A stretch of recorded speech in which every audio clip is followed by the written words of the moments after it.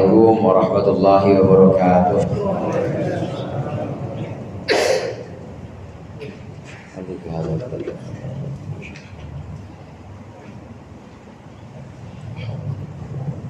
Al-Fatihah.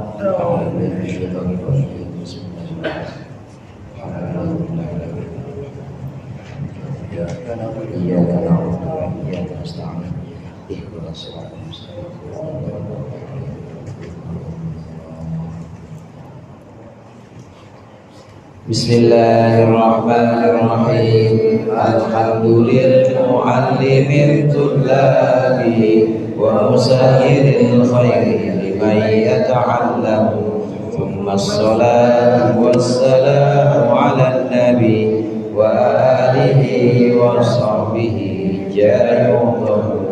Ya Rabbana kaffir 'anna dhunubana wa walidina wa liman huwa muslimun.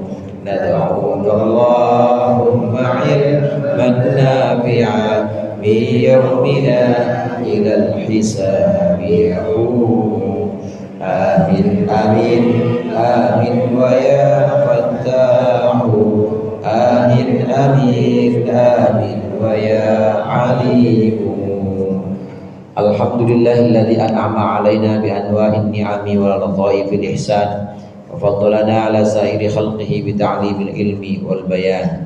Wassalatu wassalamu ala sayyidina Muhammadin al-mab'uthi bi khairil milali wal adyan wa ala alihi wa ashabihi budur ma'alimil iman wa syumusi awalimil irfan. Amma ba'du, fa inna asdaqal hadithi kitabullah wa khairal hadi hadi Muhammadin sallallahu alaihi wasallam wa syarrul umuri muhdatsatuha wa kullu muhdatsatin bid'ah wa kullu bid'atin dhalalah. Para jamaah Masjid Al-Mujahidin, khusus para ustaz, para hujjaj, sesepuh, hadirin sekalian, bapak-bapak, saudara-saudaraku sekalian yang dirahmati oleh Allah.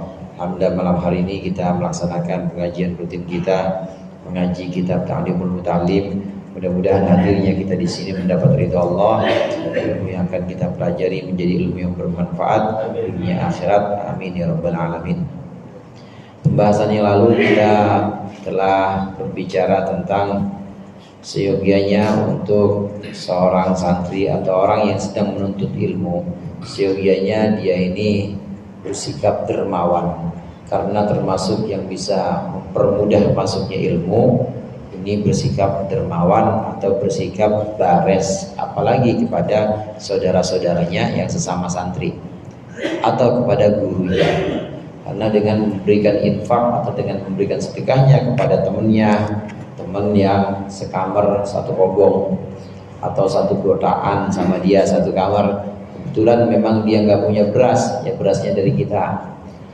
Dulu kan masak dulu kan masak sendiri dulu, dia nggak punya beras, berasnya dari kita, biar dia yang masak. Semua lauknya dari kita, dia yang minta tolong dia masakin. Itu bersikap dermawan. Begitu juga dengan guru. Karenanya di dunia pesantren, yaitu biasa yang namanya murid itu ngasih amplop guru itu bukan gratifikasi, bukan gratifikasi, itu bukti bahwa muridnya ini pengen ilmunya barokah. Amen. Tapi ini dalil dipegang sama murid nih. Iya, jangan pegang sama guru. Kalau mau pegang guru repot. Besok bapak saya suruh amplop semuanya. Gak boleh, ini dalil pegang murid. Murid biar ilmunya barokah, biar cepat masuk ilmunya. Nah itu murid harus ngapelin sama guru, harus amplop. Saya begitu, alhamdulillah. Kalau ketemu guru-guru ya pasti begitu, pasti kasih atau pasti ngapelin, minta barokahnya guru untuk murid. Nah yang berikut ini di halaman 33 ya, betul Pak ya sekarang ya. Yang mana ya? Yang atas yang walaqad kana. Yang paling atas itu walaqad kana. Ada sedikit hikayat atau cerita di sini yang akan kita baca. Bismillahirrahmanirrahim. Qala al-muallif rahimahullah wa nafa'ana bihi wa bi ulumihi fid dharain amin. Wa laqad kana li Muhammad ibn al-Hasani malun katsirun hatta kana lahu 300 minal bukalai ala malihi. Wa laqad kana li Muhammad ibn al-Hasan, dan sungguh bagi Muhammad bin Hasan itu ada malun katsirun, harta yang banyak, hatta kana lahu talatu mi'atin minal wukala, sehingga dia memiliki 300 wakil atau 300 asisten ala malihi untuk hartanya. Fa anfaqahu kullahu, maka kemudian dia fa anfaqahu kullahu, maka kemudian dia menginfakkan hartanya seluruhnya fil ilmi, dalam ilmu. Walam yabqa lahu thawbun nafisun, dan tidak tersisa lagi untuknya, untuk Muhammad bin Hasan, baju yang bagus. Fara'ahu Abu Yusufa, maka kemudian Abu Yusuf mengetahui itu, mengetahui atau melihat Muhammad bin Hasan fi thawbin khaliqin, dalam baju yang usang. Farsala ilaihi thiyaban, kemudian Abu Yusuf mengirimkan kepadanya baju nafisatan yang bagus, beberapa lembar baju yang bagus. Falam yakbalha, lalu Muhammad bin Hasan tidak menerima baju itu. Faqala, maka berkata Muhammad bin Hasan, ujjila lakum wa ujjila lana. Ujjila lakum pakai ain, ujjila lakum disegerakan untuk kalian, wa ujjila lana, dan ditunda untuk kami. Maksudnya harta untuk kalian sengaja sekarang di dunia disegerakan, tapi untuk kami biar nanti di akhirat saja. Titik, ceritanya sampai di situ. Wala'allahu innama lam yaqbalhu, dan mungkin saja Muhammad bin Hasan tidak menerima harta pemberian itu atau baju itu. Wa in kana qabulul hidayati, qabulul hadiyati, meskipun ada menerima hadiah itu sunnatun, hukumnya sunnah. Kenapa tidak mau menerima? Lima ra'a fi dzalika, karena sesuatu yang dia melihat. Muhammad bin Hasan melihat dalam pemberian itu, melihat madillatan li nafsihi, atau mudillatan juga boleh, yang merendahkan li nafsihi, untuk dirinya. Qala, bersabda Rasulullah sallallahu alaihi wasallam, laisa lil mu'mini ayyudilla nafsahu, tidak boleh bagi seorang mukmin, orang Islam itu enggak boleh ayyudilla nafsahu, merendahkan dirinya, merendahkan diri sendiri, enggak boleh. Muhammad bin Hasan yang di sini yang diceritakan ini salah seorang murid dari Imam Abu Hanifah, karena memang kitab Ta'lim Muta'alim itu Pak, kitab madhabnya madhab Hanafi, pengarangnya Syekh Zainuddin Syekh Zarnuji pengarangnya, ini madhabnya memang madhab Hanafi, madhab ikut Imam Abu Hanifah. Jadi yang dikutip dalam kitab ini cerita-ceritanya yang kebanyakan ulama-ulama Hanafiyah. Termasuk di sini Muhammad bin Hasan ini murid dari Imam Abu Hanifah, murid yang kedua. Kalau yang paling senior Abu Yusuf yang tadi juga disebut, Abu Yusuf Ishaq bin Ibrahim, nama itunya, nama kunyahnya Abu Yusuf, nama aslinya Ishaq bin Ibrahim. Maaf, Yakub bin Abu Yusuf, Yakub bin Ibrahim. Ini nama aslinya Yakub bin Ibrahim, tapi lebih dikenal dengan Abu Yusuf, ini yang paling senior. Kemudian setelah itu Muhammad bin Hasan. Muhammad bin Hasan dikenal dengan Muhammad bin Hasan Asy-Syaibani, muridnya Imam Abu Hanifah, yang juga jadi muridnya Imam Syafi'i. Imam Syafi'i berguru sama Imam Malik, berguru kepada Imam Malik 10 tahun. 10 tahun itu udah di pertengahan perjalanan beliau belajar. Sebelum dengan Imam Malik, dengan Imam Waqi udah duluan, ada beberapa guru Imam Syafi'i. Dan Imam Syafi'i itu umur 7 tahun udah hafal Al-Quran, 30 juz. Kalau kita juz 30 belum. Padahal umur udah berapa? Juz 30 ini 30 juz, baru usia 7 tahun. Nah, kemudian dengan Imam Waqi, setelah Imam Waqi dengan Imam Malik, belajar kepada Imam Malik 10 tahun. Nah, setelah itu baru belajar kepada Muhammad bin Hasan Asy-Syaibani, muridnya Imam Abu Hanifah. Dari Muhammad bin Hasan Asy-Syaibani ini Imam Syafi'i belajar tentang rasio, atau belajar tentang bagaimana menggunakan akal. Jadi menyeimbangkan antara akal dengan nakal, antara akli dengan nakli, yaitu nas Al-Quran hadis satu sisi, dan juga dengan penalaran akal. Karena mazhab Imam Abu Hanifah memang terkenal adalah mazhab ahlur ra'yi, atau ahli pendapat akal, yang memegang teguh pendapat akal, Imam Abu Hanifah. Kalau Imam Malik kebanyakan hadis dan Al-Quran aja, kebanyakan berpegang teguh pada hadis dan Al-Quran saja. Walaupun ada tetap akal, karena kalau nggak pakai akal nggak mungkin. Pasti ada kadar akal. Cuma kadarnya lebih banyak penggunaan akal pada mazhab Imam Abu Hanifah dibanding Imam Malik. Nah, Imam Syafi'i menggabungkan dua kecenderungan ini. Imam Syafi'i menggabungkan dua kecenderungan yang menggunakan nas Al-Quran hadis juga, tapi juga banyak menggunakan akal juga. Karena memang berguru kepada dua model sekaligus, yaitu kepada Imam Malik dan juga kepada Imam Abu Hanifah, walaupun nggak langsung. Tetapi Imam Syafi'i belajarnya kepada muridnya Abu Hanifah yang sedang kita ceritakan di sini, yaitu Muhammad bin Hasan Asy-Syaibani. Muhammad bin Hasan Asy-Syaibani, murid Imam Abu Hanifah, ini cerdas. Muridnya juga banyak. Muridnya banyak dan orang kaya, saudara. Satu cerita, Muhammad bin Hasan Asy-Syaibani kalau ngitung duit itu di ruang tamu. Waktu Imam Syafi'i nyampe di sana, itu duit ambrak-ambrakan di ruang tamu. Jadi kalau ngitung amplop biasanya taruh di ruang tamu, atau ada yang ngasih taruh ruang tamu.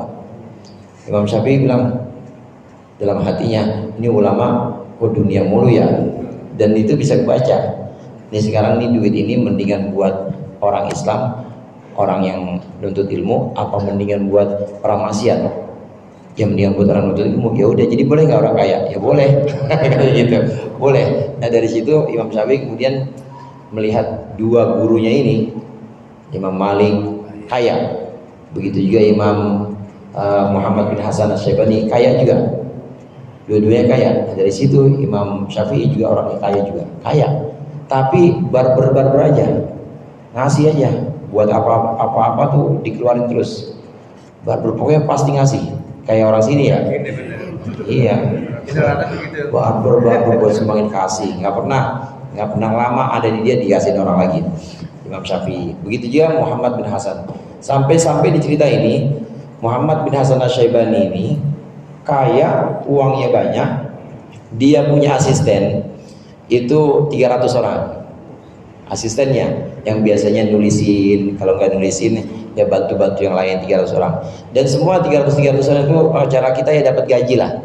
Paling nggak walaupun nggak dapat gaji, dapat uang saku buat biaya atau buat kebutuhan sehari-harinya santri. Santri kan butuh makan juga, dan dikasih tuh sama Muhammad bin Hasan Asy-Syaibani ini. Tapi untuk dirinya, beliau Muhammad bin Hasan Asy-Syaibani ini, untuk dirinya sendiri bajunya jelek. Gurunya Abu Yusuf yang juga merupakan merupakan murid dari Imam Abu Hanifah, ini ngelihat, oh bajunya jelek amat ini ya Muhammad bin Hasan. Akhirnya dikirim baju, beberapa potong baju, ditolak oleh Muhammad bin Hasan Asy-Syaibani, ditolak. Kata beliau, ujjila lakum wa ujjila lana. Ada ajil pakai ain, ada ajil, ada muajjalan, ada muajjalan.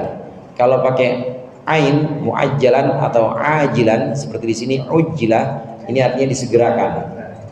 Disegerakan. Yang buka puasa itu namanya berbagi apa namanya Pak? Takjil, pakai ain.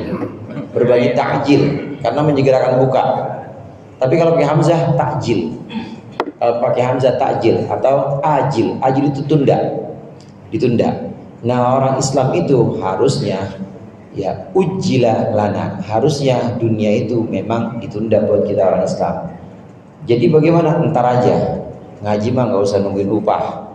Kerja mah nggak usah nungguin hasil dan menjadi orang kaya. Yang penting nurut perintah Allah, disuruh kerja ya kerja, disuruh ngaji ya ngaji, disuruh keluar cari nafkah ya nafkah. Urusan hasil itu terserah Allah. Karena memang dunia ujjila lana pakai hamzah. Karena dunia ini untuk orang Islam memang sengaja ditunda, dipending bahasanya. Bahasa orang sekarangnya dipending. Entar dapatnya orang Islam nanti di akhirat. Nah, kalau orang-orang kafir ya dikasih sekarang juga.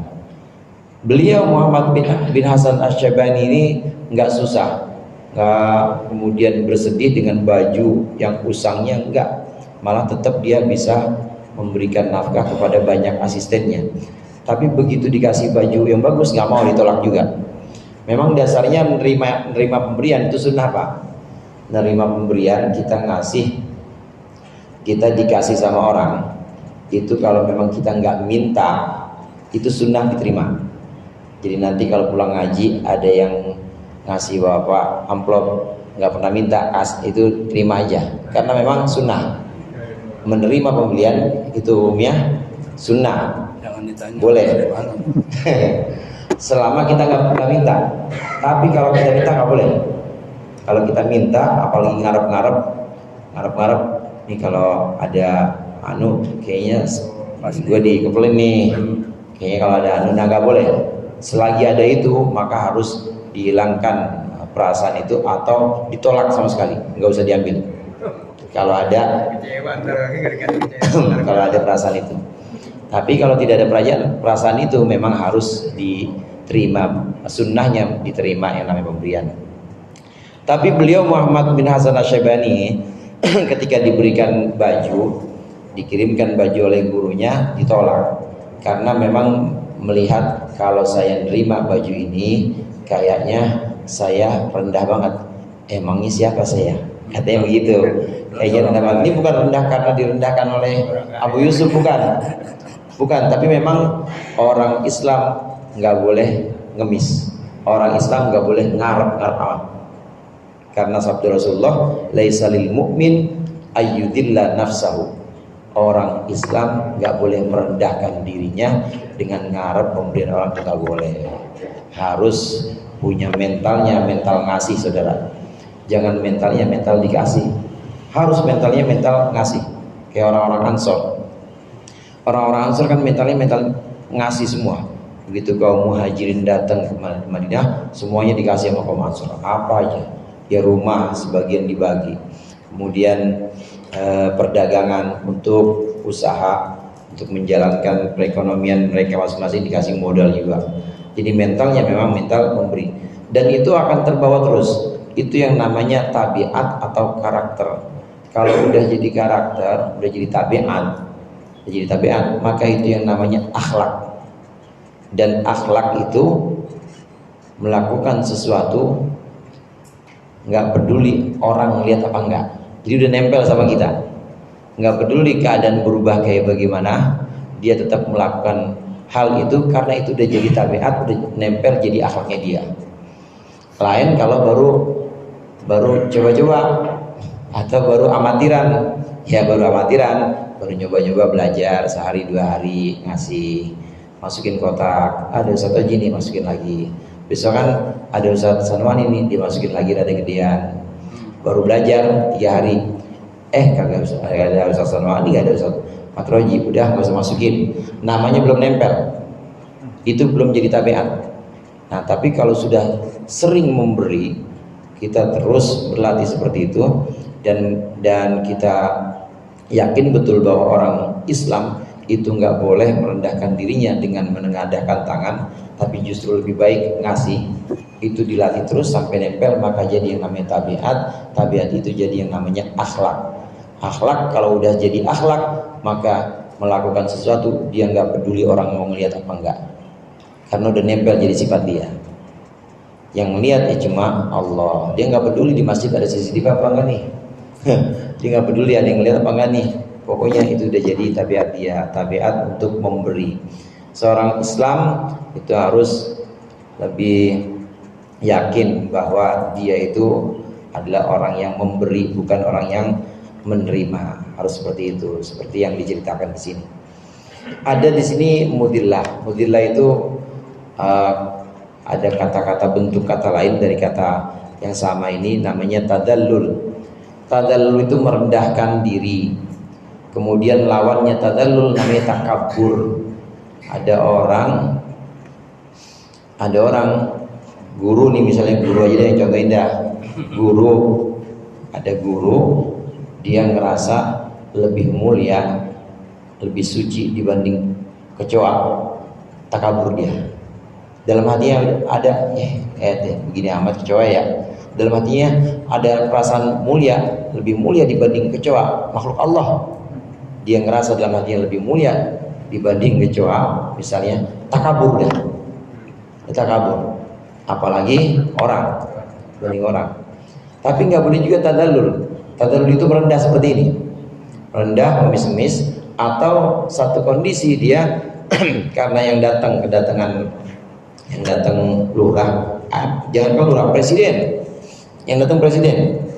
Ini lekar guru, tempat duduk guru. Gara-gara presiden datang, gurunya nggak mau duduk. Silakan presiden. Itu namanya tadalul, namanya merendahkan diri. Nggak boleh yang begitu. Itu timbang soal duduk doang. Kalau tadalul itu ekstrim. Ekstrimnya ekstrim kanan. Dia merendah atau ngemis-ngemis supaya presiden nanti pulang paling nggak ngasih buat ini, buat majelis salim gitu. Sampai kursinya rela digadein. Namanya merendah, tadalul, nggak boleh ekstrim kiri. Yang takabur, ini maksudnya ekstrim kanan sama ekstrim kiri, bukan orang kan, bukan. Yang terlalu ekstrim ke kanan, takabur, nggak boleh juga. Jadi tengah-tengahnya mana? Tengah-tengahnya yang namanya tawadhu. Tawadhu ini sifat tengah-tengah. Dia tidak pernah merasa lebih mulia dibanding siapapun. Tapi juga di satu sisi, kalau memang dia punya kebisaan dan itu memang sudah dia jalani, dia tidak akan mengorbankan itu cuma buat dunia, tidak akan mengorbankan itu cuma buat kemasyhuran. Tetap itu yang namanya tawadhu, tetap menjaga harga dirinya. Sering diartikan kalau tawadhu itu rendah hati, kalau tadallul rendah diri. Itu bedanya. Orang Islam nggak boleh tadallul, orang Islam nggak boleh rendah diri. Kalau tawadhu rendah hati harus, hatinya nggak pernah merasa lebih dibanding siapapun, bahkan dibanding kucing dia nggak pernah lebih mulia. Tapi juga tidak pernah membiarkan dirinya diinjak-injak sehingga harus ngalah atau dia harus merendah kepada orang kaya misalnya, nggak pernah. Yang namanya tawadhu. Wahukia ini yang harus dijalani oleh seorang talibul ilm, pencari ilmu. Maka dia harus lebih sering memberi, tidak boleh merendah sehingga sampai ngarap-ngarap atau ngemis-ngemis, itu tidak boleh. Wa hukiya anna fakhrul islami al-Isabandi jama'a kusyurat al-batihi al-mulaqqati fi makanin khalid. Dihikayatkan sesungguhnya fakhrul Islam al-Isabandi, kebanggaan Islam, yaitu Syekh Al-Isabandi, jama'a kusyurat al-batihi, mengumpulkan kulit-kulit semangka al-mulaqqati yang sudah dibuang fi makanin khalin, di tempat sepi. Fa'akalaha, lalu dia memakan kulit semangka. Semangka itu fara'at hujariyatun, maka seorang budak melihatnya. Fa'akhbarat bidzalika maulaha, maka budak perempuan itu mengabarkan peristiwa tadi kepada tuannya. Fattakhadha lahu da'watan, maka kemudian tuannya membuat untuk Irsabandi da'watan, satu undangan. Fada'ahu ilaiha, tuannya kemudian mengundang Irsabandi kepada undangan itu. Falam yakbal, maka dia tidak mau menerima, lihada, karena ini, karena alasan merendah ini, nggak mau. Ada namanya Fakhrul Islam Irsabandi, makannya itu kulit semangka. Kulit semangka kan sebenarnya yang dalamnya aja masih enak itu. Kulitnya obat malah sekarang ya. Masih enak. Jadi kalau orang makan yang merahnya aja, kalau semangka kuningnya aja, kulitnya kan dibuang. Ini dikumpulin oleh Syekh Fakhrul Islam Irsabandi, dikumpulkan kulitnya di tempat sepi, dimakan. Ada budak melihat ini budak perempuan, diceritain itu ada ulama makannya begitu amat ya Tuhan ya, apa nggak ada ini ya, nggak ada makanan apa gimana ya, diceritain kejadian ini kepada tuannya perempuan tadi ini. Maka tuannya perempuan yang memang orang kaya akhirnya ngundang, bilang sama ulama itu, diundang, silakan makan dan datang ke tempat saya untuk makan hidangan-hidangan yang sudah saya siapkan buat beliau, katanya. Apakah diterima? Enggak, ditolak. Undangan itu ditolak oleh Irsabandi. Alasan menolaknya adalah karena itu berarti merendah di hadapan orang kaya. Emangnya kita jawaban? Emangnya kita orang alim apaan? Orang makan semangka aja enaknya begini, enak banget kok. makan semangka aja enak banget dan ini halal, ngapain dulu datang ke sana, datang ke rumah orang kaya sampai ngemis-ngemis? Enggak, saya nggak mau menerima. Gitu saudara. Itu izzah, harga diri seorang Islam, apalagi orang alim itu harus seperti itu. Orang yang punya ilmu, untuk memuliakan ilmu, maka dia harus punya harga diri, jangan sampai dia merendah. Karena kalau si alim ini merendah, ilmunya jadi rendah. Jadi ilmu kalah sama harta. Harusnya ilmu lebih tinggi dibanding harta. Kan suka saya contohin, 10.000 kalau buat beli nasi habis kan ya. Tapi kalau 10.000 coba dah buat beli ratib atau buat beli kitab, nggak bisa habis kan tuh. Itu ilmu harus lebih tinggi. Tiap maghrib dibaca. Iya. Nggak boleh ilmu itu lebih rendah dibanding harta. Dengan datangnya Irsabandi kepada undangan ini berarti merendahkan ilmu. Ilmu harus lebih tinggi. Karenanya orang-orang alim itu kadang paling susah diatur ya, karena dia punya ini sendiri, punya kebanggaan sendiri dengan ilmunya. Orang-orang yang punya duit nggak bisa ngatur dia, dan dia juga nggak butuh duit. Orang alimah yang dia butuh ya cuma akhirat, yang dia butuh ya cuma Allah saja. Dia mah nggak peduli orang mau ngaji ya sama dia, orang mau ngamplopin kayak nggak peduli dia, pokoknya dia akhirat aja. Karena ngajinya kita ini Pak, ngajinya kita, sholatnya kita, semua ibadah-ibadah kita ini, kalaupun memang harus dibayar, nggak cukup.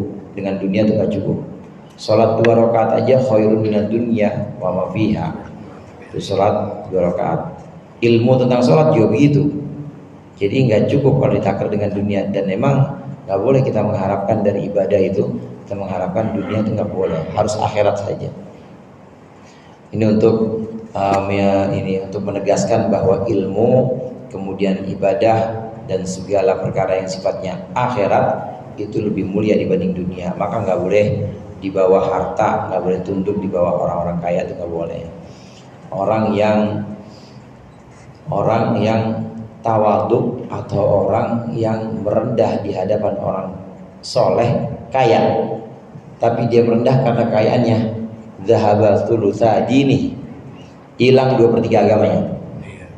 Ada orang tawaduk, dia jalannya ngesot-ngesot pakai dengkul di depan orang soleh yang kaya. Orang soleh yang kaya loh Pak, di depan orang soleh yang kaya, hilang 2/3 agamanya. Kalau dia menghormati orang soleh itu bukan karena kesolehannya, tapi karena agamanya. Contoh begini, ada Ustadz Zaid sama Ustadz Amar. Ini Ustadz Zaid alim, Ustadz Amar alim, sama alimnya, tapi Ustadz Zaid miskin. Nah Ustadz Amar kaya, dia lebih hormat kepada Ustadz Amar, itu berarti dia lebih hormat sebab kayanya, hilang 2/3 agamanya. Jadi kalau menghormati orang alim atau orang soleh karena kesolehannya, karena alimnya, bukan karena kekayaannya. Jangan, kalau kita menghormati karena kekayaannya, meskipun orang soleh, kita hormati karena kekayaannya, hilang 2/3 agama kita. Karena agama itu kan dibagi menjadi 3. Ada adab kepada Allah, ada adab kepada Rasul, dan adab kepada manusia. Dia contoh orang tadi ini bukan orang sini, bukan orang yang ngesot-ngesot di depan orang kaya. Ini berarti dia cuma jaga adab kepada sama manusia doang. Adab kepada Rasul 0, karena Rasulullah nggak pernah menilai orang dari harta. Adab kepada Allah apalagi, karena Allah nggak pernah melihat orang hartanya, nggak pernah melihat orang nasabnya. Allah hanya melihat takwa dan kesolehannya. Ya, kenapa? Kalau ngantri bagian amplop nggak apa-apa yang ngantri. Ngantri bagian amplop. Ya kan tuh iya udah nggak jadi pada ngantri nih bagian amplop gitu kan. Iya kalau dia orang itu kan. Ya kembali kepada hati dan niatnya dia niat. Kalau niatnya dia bagaimana? Kalau niatnya memang merendah di hadapan orang kaya itu tetap nggak boleh hilang. Kalau niatnya merendah, apalagi sampai ngarep. Selama dalam hati kita masih ada harapan, kita ngarep-ngarep dia ngasih, mendingan nggak usah datang. Mendingan nggak usah datang. Ada harapan dalam hati kita nih, iya dia bakal ngasih nih. begitu dia ngasih tolak, sementara waktu tolak dulu. Ntar begitu hati kita udah netral, hati kita udah nggak ada kepengenan diamplopin atau kepengenan dikasih, udah netral, tiba-tiba dia ngasih, terima boleh. Jadi memang hati begitu saudara, bolak-baliknya hati kan begitu, bolak-balik. Kadang-kala pengen banget diamplopin sama Pak RT nih. Nah begitu, makanya jangan suka ngarep-ngarep. Seperti itu bolak-baliknya hati. Kalau lagi ada harapan besar untuk diberi oleh orang, tenangkan dulu, hilangkan gejolak itu sampai kita nggak ngarep lagi.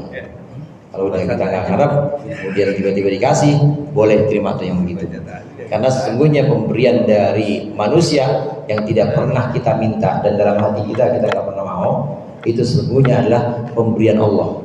Cuma pakai wasilah manusia, pakai perantara manusia. Allahumma anfa'na bima 'allamtana wa 'allimna ma yanfa'una warzuqna fahmal nabiyyin wa hifdzal mursalin wa hamal malaikatil muqarrabin bi rahmatika ya arhamar rahimin. Sallallahu alaihi wasallam Muhammad wa alihi wasallam ya rabbil alamin. Mudah-mudahan bermanfaat. Lebih kurang minta maaf. Wallahu muwaffiq ila aqwamit thoriq. Assalamualaikum warahmatullahi wabarakatuh.